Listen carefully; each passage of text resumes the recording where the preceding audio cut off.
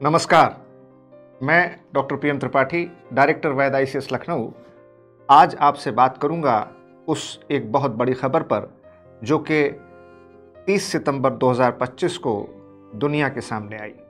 जी हाँ, 30 सितंबर 2025। इसी दिन comprehensive plan to end Gaza conflict, यानी कि गाजा में चल रहे संघर्ष को समाप्त करने के लिए एक समग्र योजना की घोषणा डोनाल्ड ट्रंप, राष्ट्रपति अमेरिका और प्रेसिडेंट इजराइल नेतन्याहू ने की। क्या है इसके मायने? इसमें क्या क्या मुख्य बातें हैं जो इस कॉम्प्रिहेंसिव प्लान में दी गई हैं? सबसे पहली बात तो यह है कि इस क्षेत्र में जो हमास है उसको पूरी तरह से निशस्त्रीकरण करना पड़ेगा, अपने हथियार डालने होंगे और पूरी तरह से उसको शस्त्र विहीन बनाया जाएगा।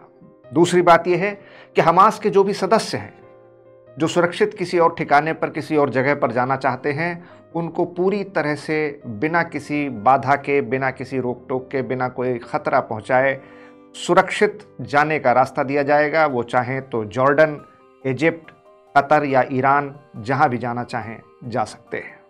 तीसरी बात यह है कि एक इंटरनेशनल स्टेबलाइजेशन फोर्स ISF, अंतर्राष्ट्रीय स्थिरीकरण बल बनाया जाएगा, इसका गठन किया जाएगा, जिसमें अमेरिका, अरब के देश और दूसरे अंतर्राष्ट्रीय सहयोगी सदस्य होंगे। ये जो ISF यानी इंटरनेशनल स्टेबलाइजेशन फोर्स होगा, ये इस पूरे इलाके में शांति सुरक्षा बहाल करने के जो तमाम उपाय हैं उन पर काम करेगा। साथ ही साथ जो यहाँ पर पहले से मौजूद इजराइल डिफेंस फोर्सेस IDF है, वो धीरे धीरे इस इलाके से खाली करना शुरू करेंगी।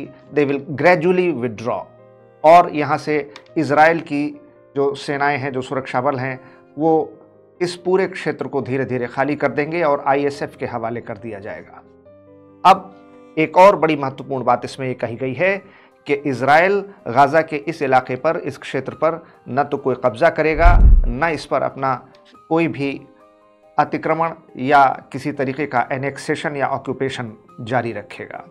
इसके अलावा एक टेम्पोररी ट्रांजिशनल गवर्नमेंट बनाई जाएगी। जी हाँ, टेम्पोररी ट्रांजिशनल गवर्नमेंट यानी कि संक्रमणकालीन, अस्थिर, कुछ समय के लिए अल्पकालिक सरकारी व्यवस्था का गठन किया जाएगा, जिसमें कि technocrats, apolitical and Palestinian committee members होंगे, यानी कि जो पूरी तरह से तकनीकी विशेषज्ञ होंगे, तकनीकी मामलों के जानकार होंगे, शासन प्रशासन के जानकार होंगे, लेकिन वो गैर राजनीतिक दल होंगे, गैर राजनीतिक लोग होंगे, गैर राजनीतिक विशेषज्ञ होंगे। और इसमें जो फिलिस्तीन की समिति है उसके सदस्यों को शामिल किया जाएगा, जिसमें कि अलग से एक संस्था बनाने का भी सुझाव दिया गया है। वो है board of peace, Shanti board की स्थापना की जाएगी। This board of peace will be headed by president of America Donald Trump. इस बोर्ड ऑफ पीस की अध्यक्षता खुद डोनाल्ड ट्रंप करेंगे और इसमें कुछ अन्य देशों के राष्ट्राध्यक्ष भी शामिल होंगे, other heads of the state, जो इसमें बतौर मेंबर्स शामिल किए जाएंगे। जिसमें एक नाम जो बड़ा महत्वपूर्ण है, जिसने सुर्खियां बटोरी, जिसने ध्यान खींचा, वो यूनाइटेड किंगडम के, ब्रिटेन के पूर्व प्रधानमंत्री टोनी ब्लेयर का नाम है। टोनी ब्लेयर इस बोर्ड ऑफ पीस के भी मेंबर बनाए जाएंगे। हालांकि इनके नाम पर बहुत से लोगों को बहुत आशंकाएं हैं और बहुत स्वीकार्यता के साथ इनका नाम नहीं लिया जा रहा है।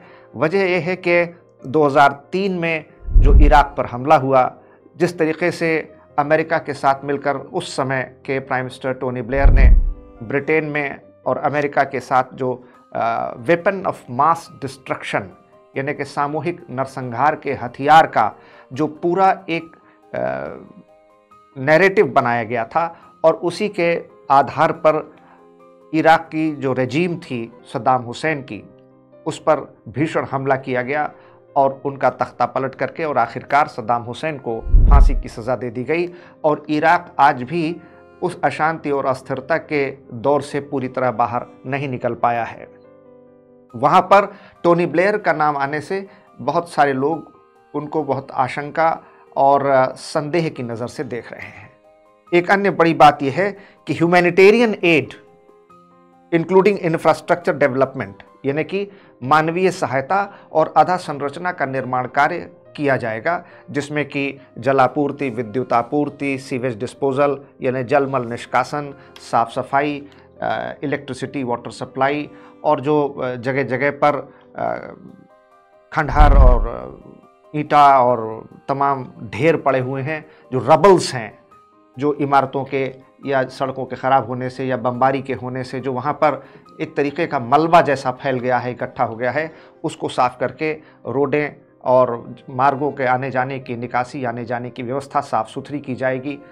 और सबसे बड़ी महत्वपूर्ण बात यह है कि जिस दिन जब इज़राइल इसको पूरी तरीके से पब्लिकली एक्सेप्ट कर लेगा, पूरी तरह से सार्वजनिक तौर पर स्वीकार करेगा, तो फिर 72 आवर्स, अधिकतम 72 घंटे में जितने भी बंधक हमास के पास हैं या इज़राइल के पास हैं, उन सारे बंधकों को तत्काल रिहा किया जाएगा विद इमीडिएट इफेक्ट।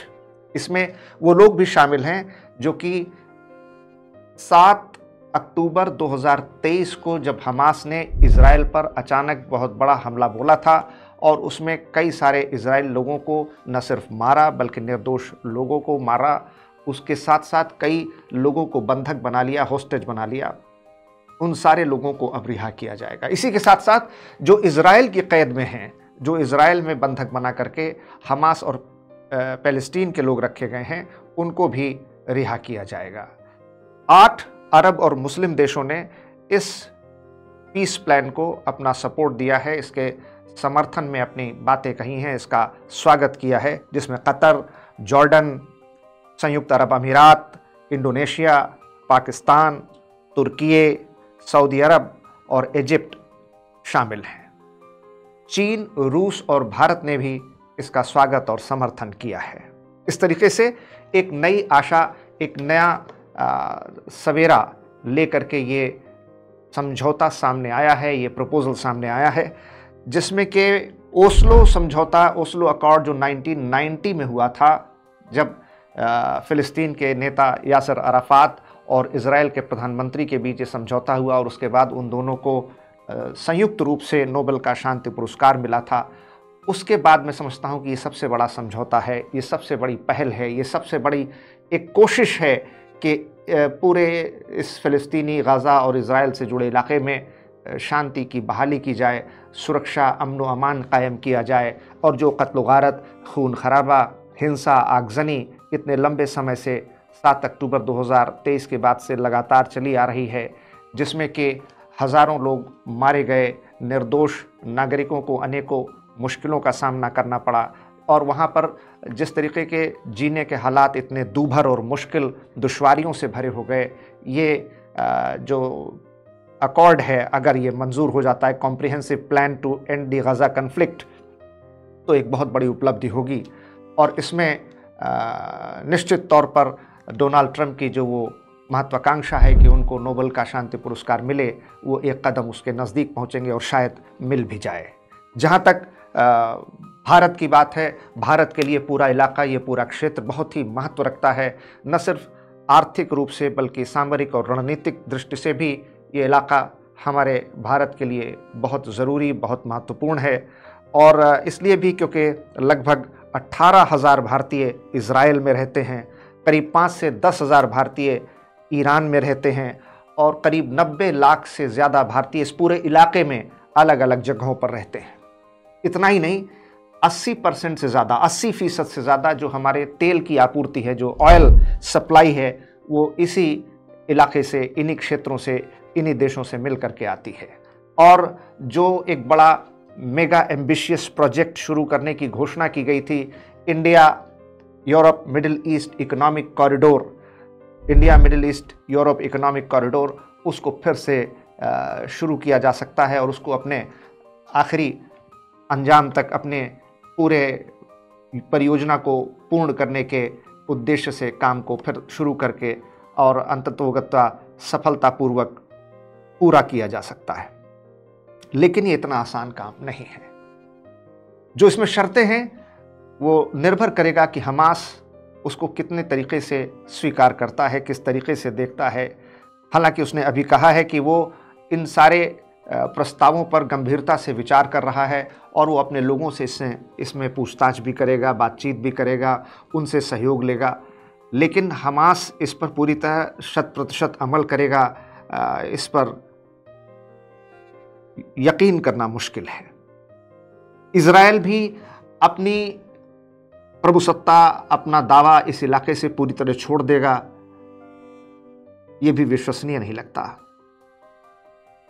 ट्रंप का जो यहां पर एक शांति के बड़े राजदूत के रूप में, शांति दूत के रूप में उनकी भूमिका उभर कर सामने आ रही है, वहीं उनका छिपा हुआ व्यावसायिक चरित्र भी सामने आ रहा है। वो बिजनेसमैन भी हैं और उनके बहुत सारे बिजनेस इंटरेस्ट, व्यावसायिक हित इस इलाके से जुड़े हुए हैं। क्योंकि अगर शांति बहाली वास्तव में पूरी तरीके से हो जाती है तो बड़ी संख्या में जो यहाँ पर इंफ्रास्ट्रक्चर डेवलपमेंट का काम होगा, जो यहाँ पर रोड, ब्रिज, पुल, सड़क, हवाई अड्डे, आने जाने के मार्ग, जलमार्ग, airport, sea port, shopping malls, complexes, civic communities बनेंगी, उसमें अरबों खरबों रुपए का जो निवेश होगा, उसमें जो अंतर्राष्ट्रीय निविदाएं होंगी, उसमें जो इंटरनेशनल कंपनीज़ काम करेंगी, उसमें जो ट्रंप का एक बहुत बड़ा रियल एस्टेट और बिल्डर ग्रुप है, उसको बड़ा ठेका, बड़ा मुनाफा, बड़ा हित दिखाई दे रहा है। और इसलिए ये देखना होगा कि आज 1 अक्टूबर 2025 को जब हम लोग इस पर बातचीत कर रहे हैं तो ये कितना सफल होगा। हम सभी ये आशा करते हैं, कामना करते हैं, प्रार्थना करते हैं कि ये शांति समझौता न सिर्फ सफल हो बल्कि पूरी तरह से अमल में भी आ सके। लेकिन देखना होगा कि इजराइल, हमास और उससे सटे हुए ईरान के द्वारा इसको कितना सही मायनों में सहयोग, समर्थन और सकारात्मक रूप से देखा जाता है। क्योंकि एक बहुत बड़ी चूक इसमें यह भी दिखाई दे रही है कि ईरान को इसमें शामिल कहीं भी किसी भी रूप में नहीं किया गया है। ईरान जो कि हाल ही में पूरी तरीके से हिजबुल्लाह और हमास के कमज़ोर हो जाने के बाद और जो उस पर अभी उसकी न्यूक्लियर फैसिलिटीज़ पर अमेरिका का जो बमवर्षक विमान ने हमला किया था, ईरान निश्चित तौर पर कमज़ोर पड़ा है। लेकिन ईरान अपने कमज़ोरी को किस तरीके से मजबूती में बदलेगा, इसको कितना सहयोग और समर्थन देगा, ये देखने की बात है। और इसलिए किसी भी शहरी के लिए, किसी भी नागरिक के लिए, हम सभी भारतीयों के लिए, इजराइल, फिलिस्तीन के लोगों के लिए और दुनिया के लिए एक ये बहुत बड़ा शांति का सबक होगा, एक बहुत बड़ी उपलब्धि होगी अगर वास्तव में ये समझौता ज़मीन पर कारगर हो, अमल में आ सके। आमीन। हम ऐसी दुआ करें, हम ऐसी प्रार्थना करें। धन्यवाद। जय हिंद।